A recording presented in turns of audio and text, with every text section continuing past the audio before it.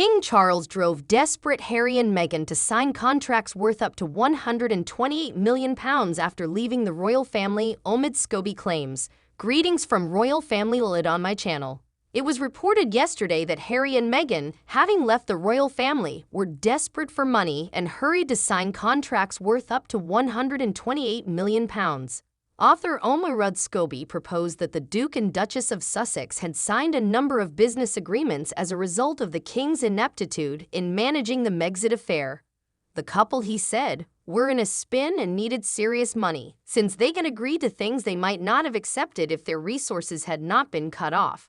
Clearly they had money, Mr. Scobie stated to The Independent. However, they required a substantial amount of cash for security and a decent place to live.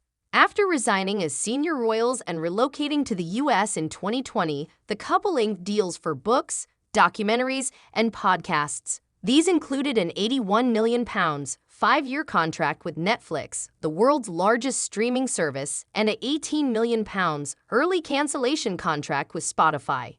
The Mail disclosed in 2021 that Harry struck a 4-book agreement with Penguin Random House, following a bidding battle among publishers that may have resulted in a final price as high as £29 million.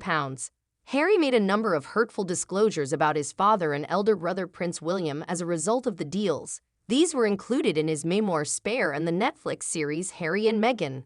Mr. Scobie proposed that the King's mishandling of the Sussexes' choice to leave Britain and resign as senior working royals was the only reason they became disruptors.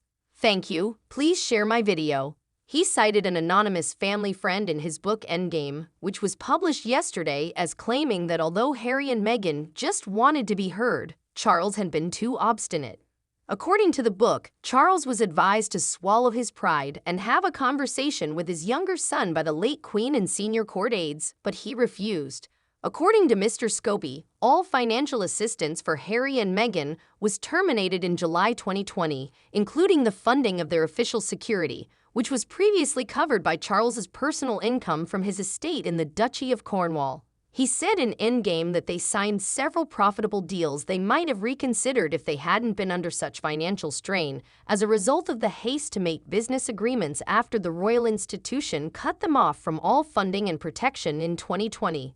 Upon signing a contract, the pair, neither of the two anticipated that executives would reject so many of their ideas when they approached Spotify to create podcasts. He continued, saying, "Of course you're going to sign the deals. It was the middle of a pandemic. Nevertheless, it failed because the pair didn't want to proceed in that direction. Spotify was ultimately searching for stuff that would make headlines and rile up the media." The couple mutually agreed to part ways earlier this year after the Sussexes produced only one podcast series and a half-hour festive special. I'd imagine the couple knew at the beginning that's what Spotify wanted from them, but the money was on the table, and they were in a desperate place. According to Bloomberg, Harry had proposed to Spotify a number of ideas, including speaking with Russian President Vladimir Putin about his childhood trauma. It was also alleged that he had hoped to interview Facebook CEO Mark Zuckerberg and former U.S. President Donald Trump about their child Shetno. Strong opponent of the Sussexes, Mr. Trump has called Harry whipped and an embarrassment and declared that he is not a fan of Meghan. Mr. Scobie stated in Endgame that Spotify had only paid the two a portion of the £18 million that was agreed upon for a series of podcasts, claiming the company had demanded juicy goods. Bill Simmons, a podcaster and executive at Spotify, has called the couple grifters and expressed his discomfort at using the same platform as them. In January, during a conversation about Harry on his own podcast, Mr. Simmons stated, "Unless you talk about the royal family and you just complain about them, nobody cares about what you have to say about anything." You might be surprised by Endgame author Omid Scobie's real-life relationship with Prince Harry and Meghan Markle. Is referred to as the Sussex cheerleader by the Daily Mail, the ludicrous propaganda author for Team Sussex by The Telegraph, and the little weasel who makes a living peddling constant garbage about the royal family on behalf of the world's most disingenuous victims, Meghan and Harry by Piers Morgan. Yes, this is the description of a man who has been merciless in his coverage of Meghan Markle ever since she, in his own words, ghosted him following their one and only date in 2016. However, Omid Scobie, the author of the best-selling royal biographies Finding Freedom and Endgame, asserts that misconceptions exist over the public's perception of this friendship with Meghan Markle and Prince Harry. The Queen's passing, the departure of Meghan and Harry, and other significant events that have put the royal family in a state of turmoil over the past several years are all covered in Scobie's most recent book, Endgame, which he exclusively discussed with Shetnos. It is easy to understand why there is a belief that Scobie writes in a more positive light about Meghan and Harry. Numerous accusations concerning the couple's pre- and post-decision to leave their royal duties and relocate to the United States are made in Finding Freedom. Endgame returns the spotlight to the royal family and their desperate attempt to maintain the confidence of the British public. This struggle is evident in the media, even in the absence of Scobie's illumination of it. Like any journalist, Scobie is only able to share the information he has been given by sources. If this information occasionally casts Prince William and other senior royals in a negative light, is it his responsibility to deny accusations about one of the most powerful and oldest organizations in the world in order to maintain appearances? During our conversation, Scobie points out that the monarchy is one of the holiest positions in the Church of England and that it would be a disservice to the public to not ask these questions. The family has long been held up as the epitome of British morals, values, and ethics, so we cannot just disregard information to the contrary. Prince William is described in some of the press-released excerpts from the book as hot-headed and hard to handle, according to a source who spoke with Scobie. Of course, there have already been direct claims of William's temper from his own brother, so Scobie is by no means the first to paint this picture of the future king. However, Scobie's evaluation of William's cool-headed management of his royal role is fair, if not flattering. According to Scobie, who has been covering the royal family since 2011, the system demands of the heir to the throne a calm and collected character. The Prince of Wales executes it flawlessly. Regarding William's acceptance of his royal responsibilities, Scobie adds, "Many people I've spoken to who've known him believe William comes by this honestly. It's said that the prince now wants to follow in the Queen's footsteps after growing into his role at the firm." The majority of William's supporters frequently share this viewpoint, even though they would presumably prefer to portray Scobie as the future king's adversary. Scobie provides a different, but no less sympathetic, explanation for William's renewed commitment to the monarchy for those who are more analytical about the pressures their heir faces. After all, anyone who has studied the royal family's workings knows that William has little leeway when it comes to maintaining the status quo. Essentially, Scobie responds to this by saying, "The firm gradually institutionalized Prince William. The unwavering pressure from the establishment wore him down into a stoic acceptance of his fate as the next great hope for the monarchy." Before concluding, the truth is probably somewhere in the middle. Naturally, Scobie then goes on to include a passage full of insider claims about William's less than flattering moments behind closed doors. A Google search of the book will yield numerous quotes from this section, which contribute to the impression of Scobie as a war against the remaining royals. On the other hand, it appears that the followers of the royal family would like to remain in the dark. If the problem is that Scobie's informants assert that the family's meticulously constructed public image is not how they actually appear behind the scenes. Simply put, Scobie isn't writing for these fans or the pro-royal sentiment that has long been replicated in tabloid publications that rely on the family for story material. Scobie tells us, "I think a big portion of our public who feel comfortable asking questions about the kind of future relevance and purpose of the royal family was the target audience for this writing." Scobie's potential audience is at an all-time high, considering that a survey conducted earlier this year among British citizens found that 45% of respondents said the monarchy should be abolished, was not significant at all, or was not very important. "My goal was to produce a piece that merely arranged all the information and incorporated my personal experiences," he states. What about the widely repeated assertion that he is a friend of Meghan's who is carrying out her instructions? Scobie quips, "I wish Meghan was telling me things." That's not the case at all. Never in my life have I had a private or public seat with her. Every conversation I've had with her, I've shared with others through articles or another in the book. According to Scobie, "I work in a world where every royal correspondent has a specialty on the royal news beat.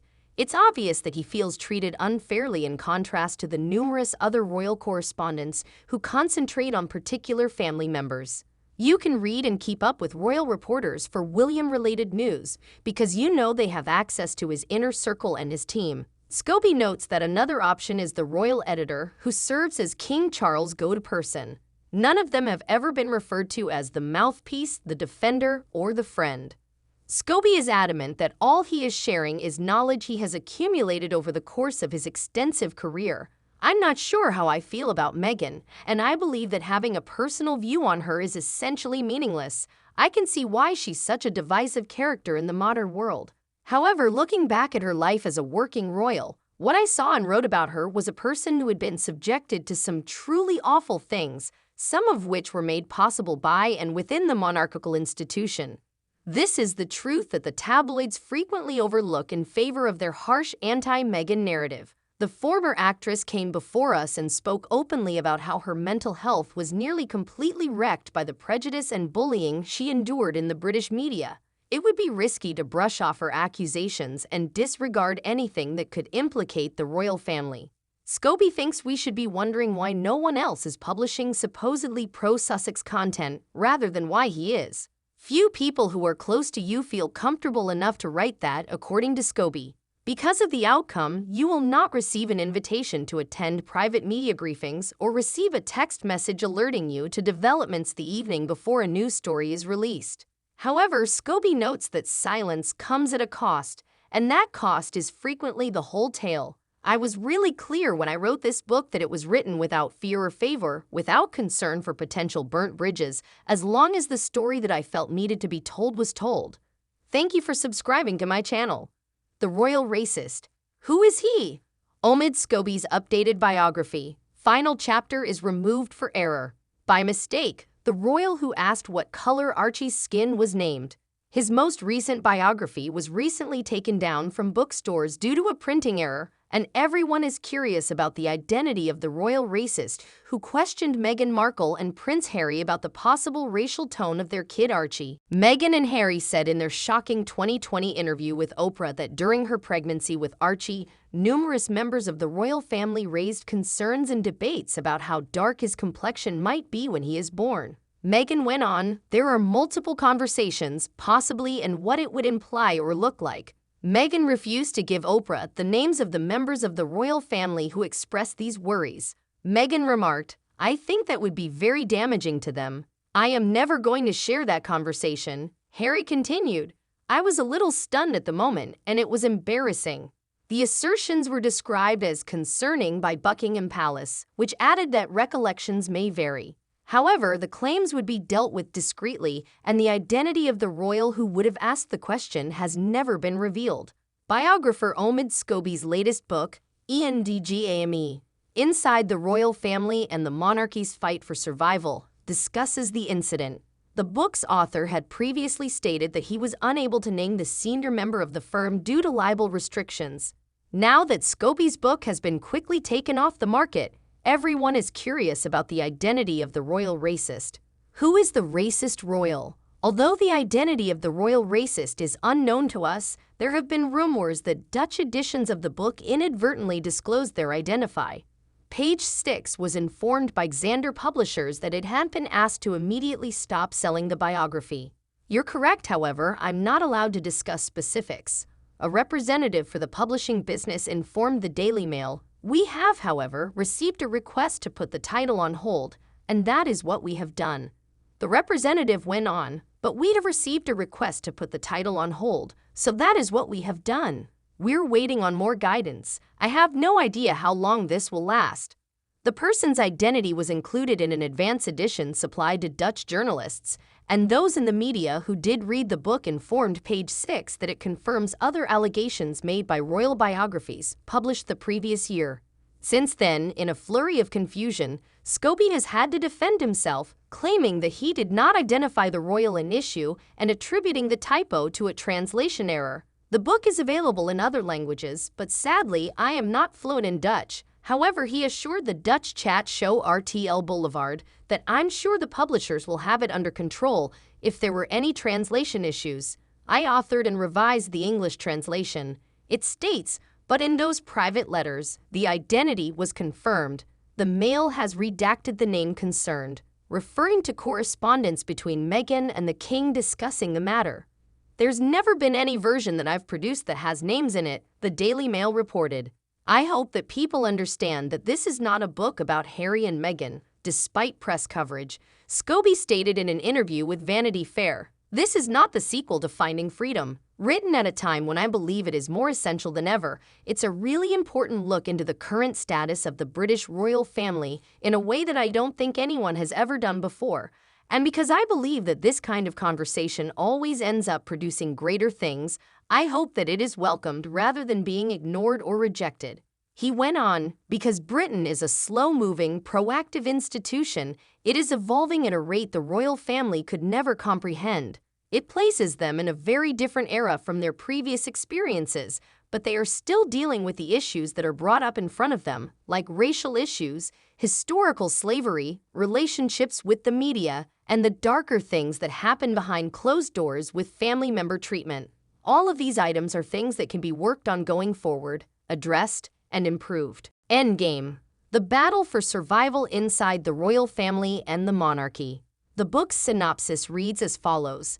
Endgame is a penetrating investigation into the current state of the British monarchy, an unpopular king, a power-hungry heir to the throne, a queen willing to go to dangerous lengths to preserve her image, and a prince forced to start a new life after being betrayed by his own family.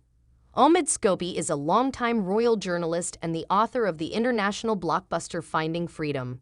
The House of Windsor's already shaky foundations were further shattered by Queen Elizabeth II's passing, which also destroyed the barrier encircling it.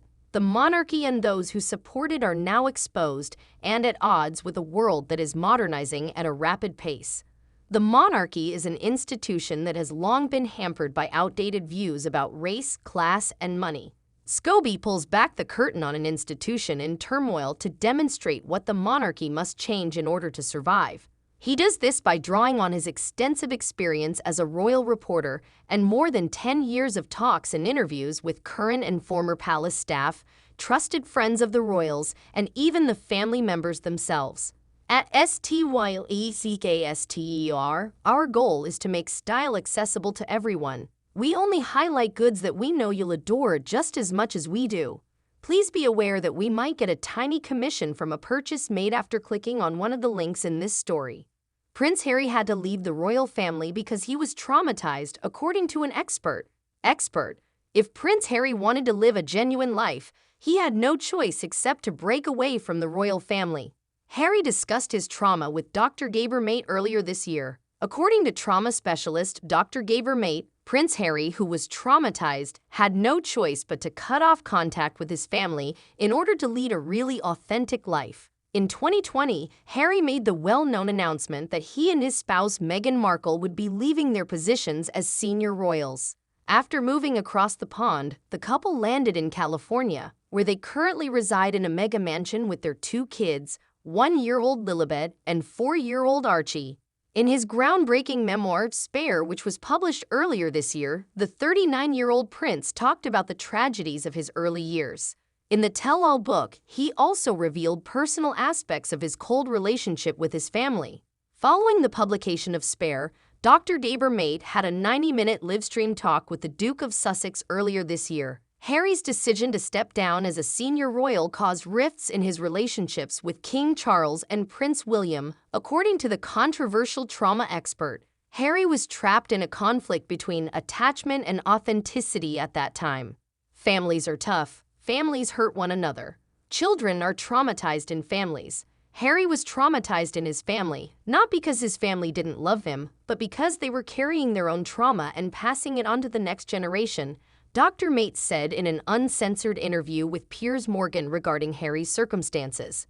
"I didn't mean to, but I did pass on my trauma to my kids. People can sometimes sort these things out if they are willing to do so on both ends. People make mistakes, and I think Harry made some of them. Occasionally people find liberation in having to detach, and occasionally they can't sort it out.